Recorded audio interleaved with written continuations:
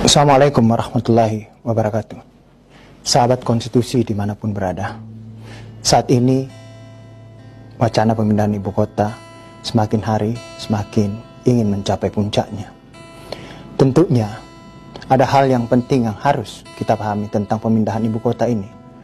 Pemindahan ibu kota bukanlah kebijakan hukum terbuka yang secara teknokratik bisa saja dilakukan karena keputusan politik presiden saja, meskipun juga mendapatkan dukungan ketua umum partai politik pendukung dari presiden itu. Ternyata ada hal-hal filosofis konstitusional yang harus dipahami terlebih dahulu tentang ibu kota dalam perspektif perjalanan sejarah konstitusi kita selama ini. Sahabat konstitusi dimanapun berada, apa yang dimaksud dengan ibu kota menurut Undang-Undang Dasar 45? Ibu kota menurut Undang-Undang Dasar 45 adalah tempat di mana seluruh rakyat Indonesia berkumpul untuk kemudian mengambil putusan-putusan yang paling penting terhadap Republik ini dalam sebuah kelembagaan wakil-wakilnya yang telah dipilihnya melalui pemilu untuk tempat berkumpulnya mengambil putusan tertinggi akan masa depan Republik ini. Makanya kemudian dalam pasal 2 Undang-Undang Dasar 45 menyatakan bahwa Majelis Permusyawaratan Rakyat bersidang itu di ibu kota negara. Inilah makna ibu kota. Bukan hanya sampai di situ, bahwa ternyata juga ibu kota adalah tempat di mana seluruh rakyat Indonesia memberikan mandat kepada institusi negara untuk kemudian menguasai segala penggunaan uang rakyat oleh institusi-institusi negara. Makanya kemudian disebut dalam Undang-Undang Dasar bahwa Badan Pemeriksa Keuangan tersebut berkedudukan di ibu kota negara. Inilah hal yang penting secara teknis kita pahami tentang ibu kota. Sahabat konstitusi dimanapun berada, pertanyaan berikutnya adalah, apa sih sebenarnya ibu kota dalam perspektif perjalanan panjang sejarah konstitusi kita? Tentunya memang Undang-Undang Dasar tidak menyebut secara teknis tersebut. Tapi kalau kita merunut dalam sejarah panjang kehidupan konstitusi kita, maka kita akan menemukan apa itu kriteria dan definisi dari sebuah ibu kota. Di antara puluhan, ratusan, bahkan ribuan mungkin kota yang ada di Indonesia, termasuk pulau. Tentunya ada sesuatu yang harus kita pahami. Mengapa kemudian Jakarta ditunjuk sebagai ibu kota? Apa definisinya? Apa yang melatar belakangi kemudian Jakarta kita jadikan dia kota yang menjadi ibu? Ibu dari seluruh negara ini, ibu dari seluruh wilayah Republik ini, ibu dari seluruh kota, kampung, desa, kecamatan yang ada di Republik ini. Karena Jakarta adalah ibu yang mengandung, bahkan melahirkan negara kesatuan Republik Indonesia ini. Jakarta adalah tempat di mana ibu menjahit bendera merah putih. Jakarta adalah tempat di mana proklamator kita memproklamasikan kemerdekaannya kepada seluruh penjuru dunia.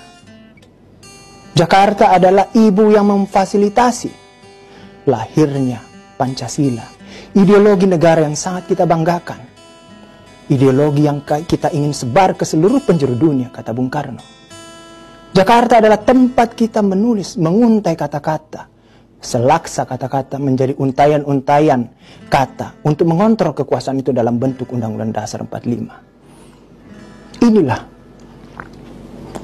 Jakarta yang kemudian kita lekatkan sebagai ibu dari seluruh kota, dari seluruh wilayah, bagi seluruh kampung wilayah yang ada di Indonesia. Inilah perjalanan panjang. Oleh karenanya maka, sahabat konstitusi dimanapun berada, pernyataan inilah yang kemudian membuat ketika pada tahun 60-an, Republik ini pernah gamang tentang Jakarta sebagai ibu kota. Tapi kemudian Bung Karno pada tahun 60-an mengeluarkan undang-undang yang menyatakan bahwa Jakarta adalah ibu kota negara. Karena Jakarta adalah kota yang melahirkan proklamasi, kota tempat pusat aktivitas revolusi, kota tempat kita menyebar ideologi Pancasila di seluruh dunia. Dan sampai sekarang, filosofi fundamental ini sampai sekarang kita tidak pernah mencabutnya. Bahwa Undang-Undang DKI mengalami perubahan, itu adalah masalah teknokratik guna pembangunan Jakarta sebagai ibu kota, bukan mencabut filosofis ibu kota bukan mencabut dasar filosofis. Apa itu ibu dari kota? Apa itu ibu dari wilayah? Apa itu ibu dari kampung, desa, seluruh wilayah yang ada di Indonesia? Itulah Jakarta. Dan sampai saat ini ketentuan tersebut tidak pernah diubah. Sahabat konstitusi dimanapun berada, oleh karenanya pemindahan ibu kota memang tidak semudah dalam kebijakan-kebijakan pemerintahan lainnya yang mungkin secara teknokratis bisa saja dilakukan. Cukup dengan ketemu dengan ketua umum partai politik, kemudian mendapatkan dukungan dari parlemen. Maka urusan perubahan undang-undang belakangan saja. Tidak seperti itu. Karena ada nilai-nilai fundamental, ada nilai historis Jakarta sebagai ibu kota yang memang sangat sulit untuk kita lekatkan. Karena apa? Bisa dimaknakan bahwa jikalau kita ingin memindahkan ibu kota dari Jakarta, itu sama dengan ingin mencabut dasar fundamentalis bahwa Jakarta ternyata bukan lagi ibu tempat melahirkan proklamasi, bukan ibu yang menjahit merah putih, bukan ibu tempat memfasilitasi para pendiri bangsa menghadirkan Pancasila, menghadirkan konstitusi yang kita nikmati sekarang. Sahabat konstitusi dimanapun berada, inilah hal yang perlu kita pahami tentang pemindahan ibu kota. Pembukaan Undang-Undang Dasar 45 secara teknokratik, hukum tata negara, bisa saja dilakukan perubahan. Tapi nilai-nilai fundamental pembukaan itu kita semua tidak berani, bahkan tidak mampu untuk mengubah berdasarkan hati kita. Meski seluruh kekuatan partai politik di MPR sepakat untuk melakukan perubahan, tapi kita semua tidak mampu dan tidak punya daya secara filosofis fundamental untuk melakukan itu. Dan nilai tentang pembukaan filosofis fundamental itu sesungguhnya sama dengan ketika kita melekatkan Jakarta sebagai ibu kota negara.